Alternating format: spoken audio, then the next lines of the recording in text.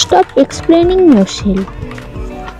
দেখো, কেউ যদি তোমার ব্যাপারে কিছু ভুল শুনে থাকে আর সেই কথাটাকে নিয়ে সে যদি তোমাকে খারাপ মনে করে আর তোমার সাইড থেকে আশ্বস্ত এটা না জেনে সেই ভুলটাকে ঠিক মেনে বসে থাকে, তাহলে ট্রাস্ট মি, ওই মানুষগুলো না লোকের কথা শুনেই সব মানুষকে যাচাই করতে ভালোবাসে।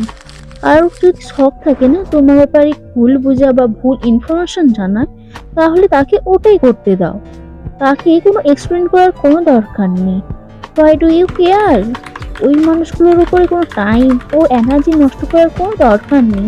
আর যদি কেউ তোমার ব্যাপারে আসলটাই জানতে চায় না, তাহলে সে তোমার কাছে এসে জিজ্ঞেস করবে।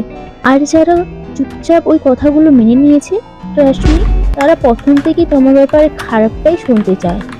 তো তাদেরকে তোমরা ভুল বুঝতেই দাও, কাউকে এক্সপ্লেন করার কোনো দরকার নেই। তুমি যেমন তেমনই ভালো।